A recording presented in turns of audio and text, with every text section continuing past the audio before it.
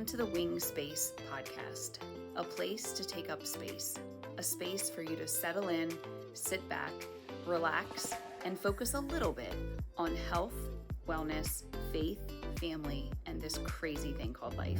This podcast is not a replacement for mental health treatment or professional health care. In case of crisis or emergency, please contact your local healthcare provider or dial 911. Hey there, and welcome to the Wing Space podcast. In today's episode, I'm going to be talking about not only the different types of communication that we engage in, but also some really important things to remember to have positive and effective communication.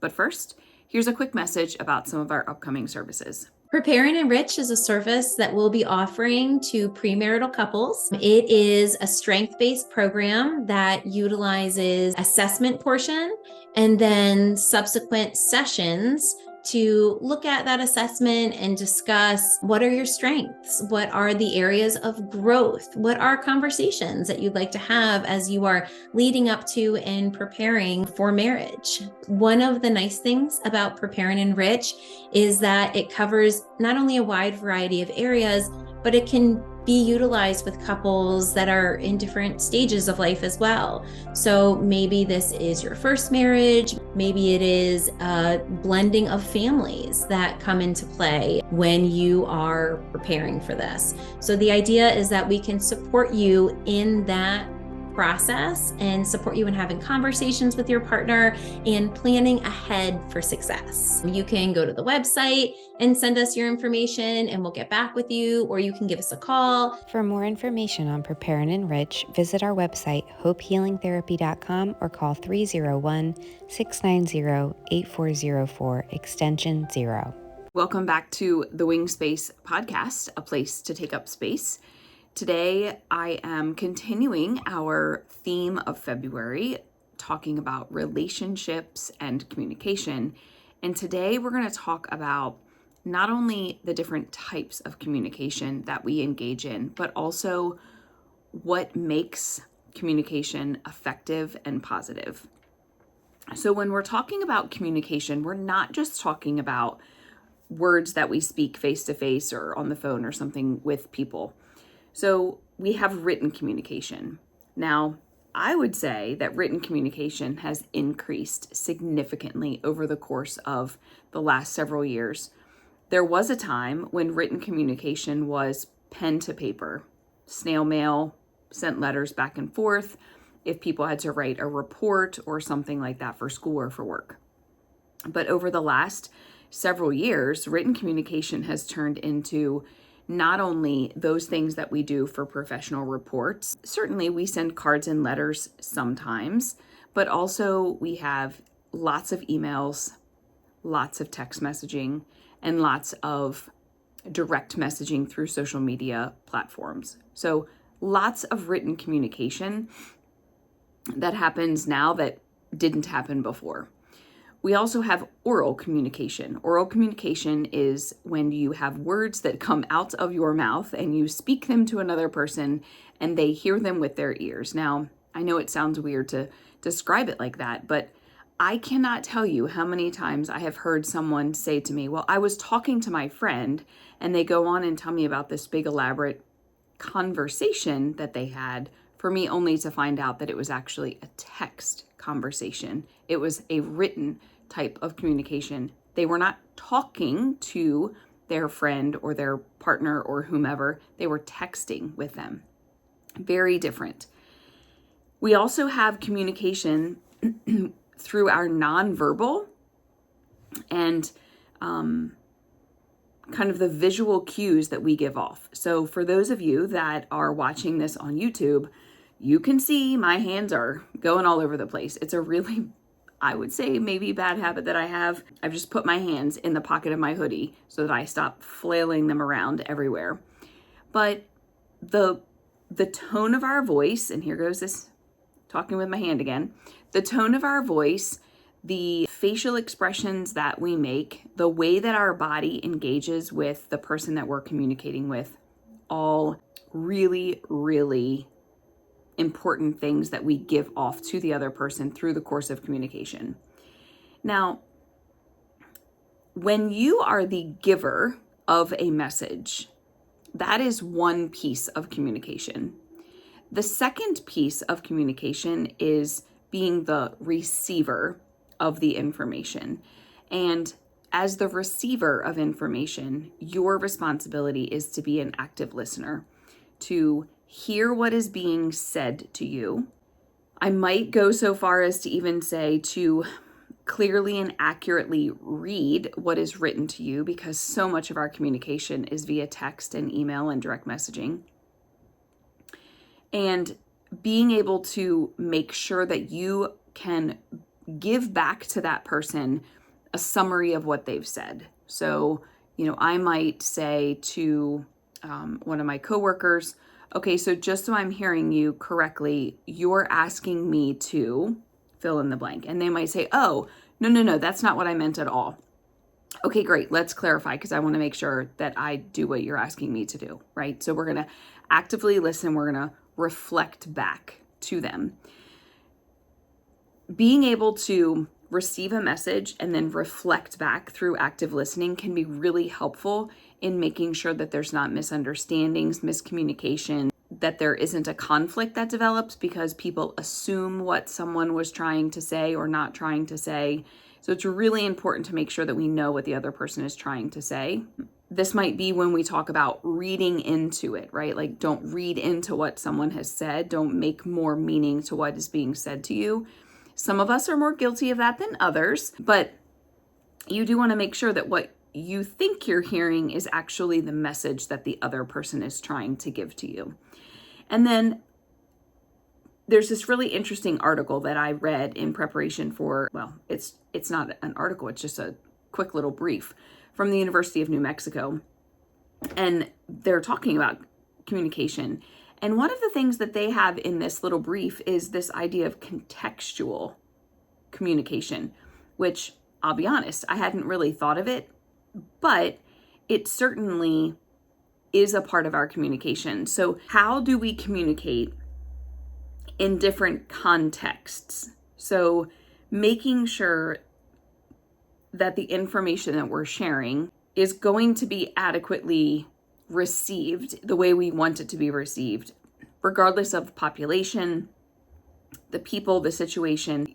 Sometimes people tell jokes when other people might not think it's funny. They might laugh when other people don't think there's anything humorous.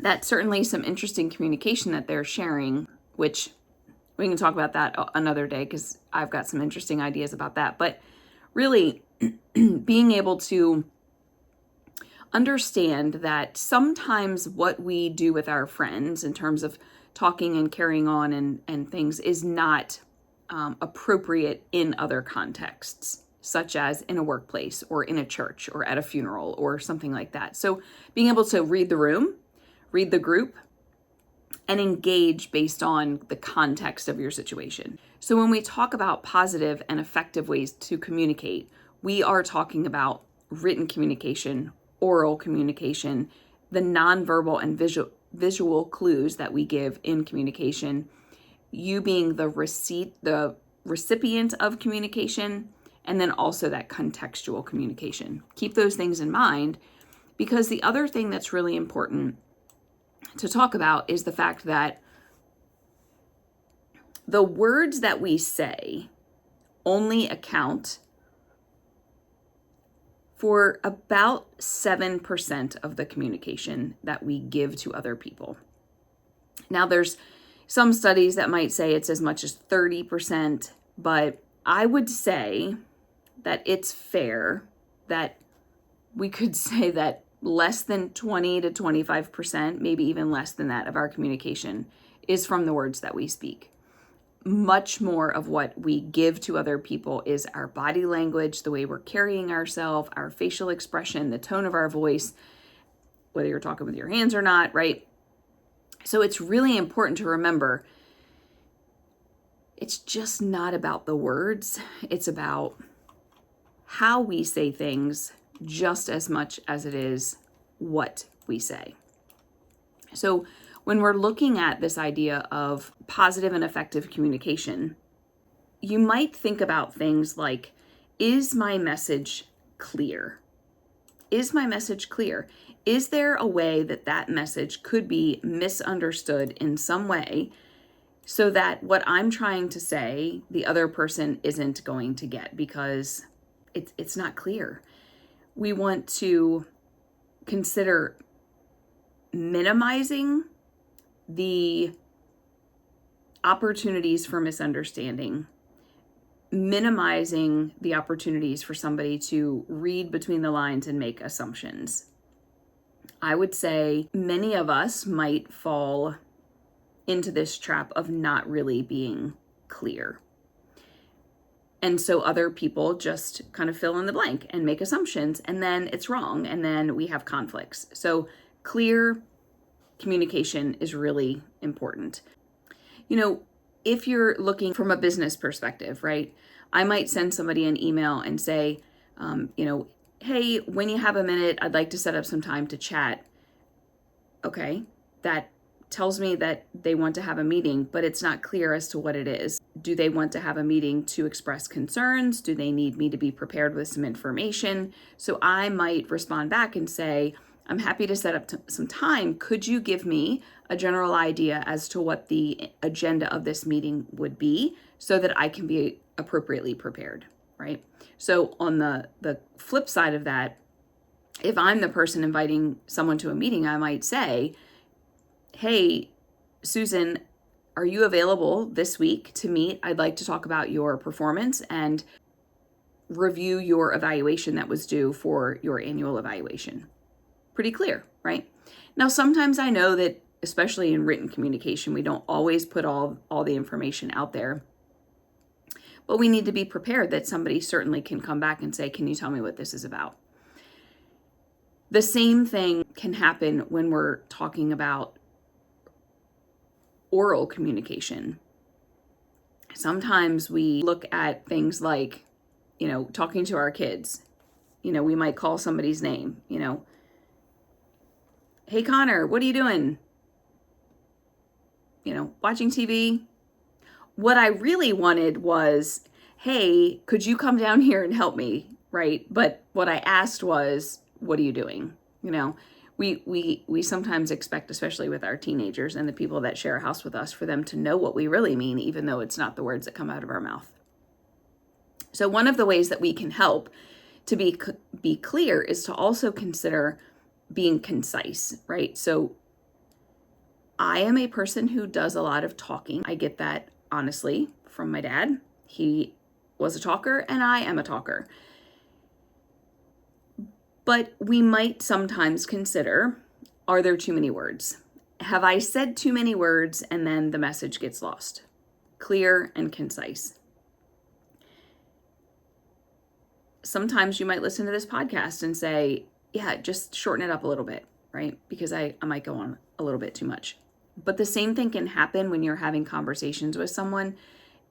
A big, huge, long email, a big, long text, a conversation that just could have been so much shorter by being much more concise. The next idea is, how can you make your message concrete? Not only is it clear, but it's obvious what the message is. And you can be clear and concise and concrete without being rude. You can say things like, could you come downstairs and help me with the dishes?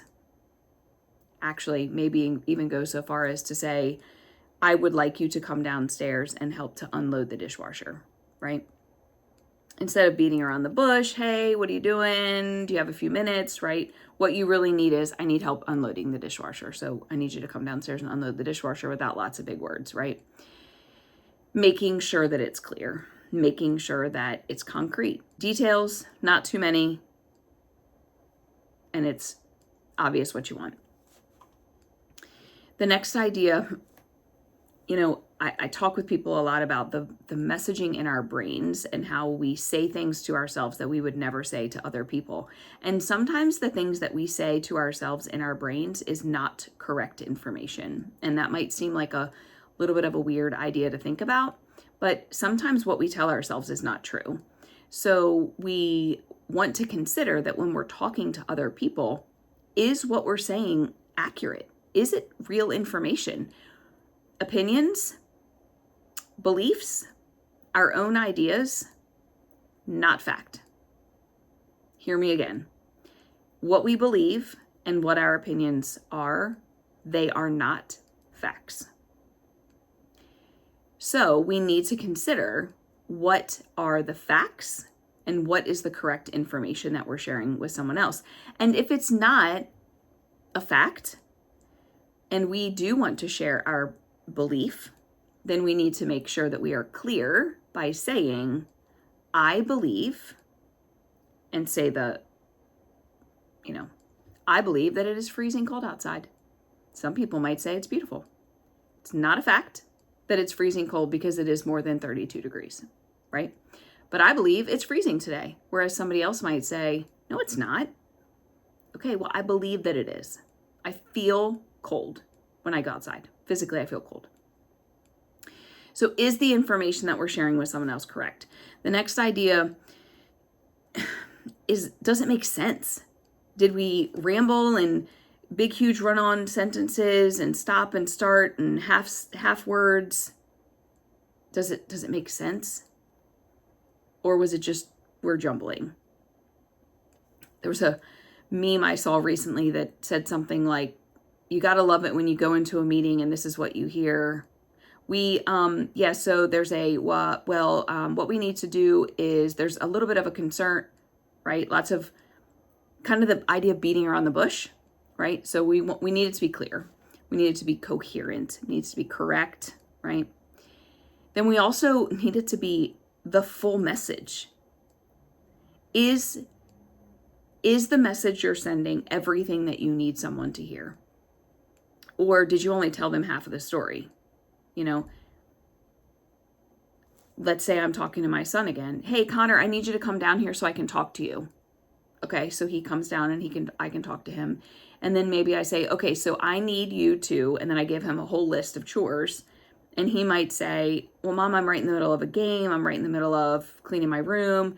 And then me as a parent, I might get frustrated because, you can't help me, et cetera, et cetera. I'm picking on my kid for no reason here. The reality is I might have considered saying, hey, bud, I need you to come down here when you have a minute to talk about the chores that I need you to do today, because that is much more complete. So he knows exactly what he's getting himself into. And then we also want to make sure that it's kind. Is the message that we're giving kind? We can give bad news. We can say things that people don't want to hear in a kind way. They might not like it because we don't always like what people have to say. But we do have to consider, are we being at least kind when we share the bad news that we have to give them? I'm terribly sorry to tell you that, your football team lost last night. That is so much better than saying your team sucks, right? Just think about what we're saying, how we're saying it, and is it kind? So when you're looking at ways to communicate with other people, think about, is it true? Is it kind? Is it clear? Does it make sense? Did you fill in way too many nonsense words? So that your message is being sent back. And as the recipient of information, you want to make sure that if you are not clear on what's being said to you, that you ask for clarification. If you are not sure of the answer to a question, or if you are not sure of the instructions that are being given to you, ask for clarification. I know that I would prefer someone to say, I don't understand what you're trying to ask me to do, than for them to go do something and then it's wrong, and then I'm frustrated because it's wrong, and then there's potentially adverse consequences because whatever I asked them to do is not wrong, right?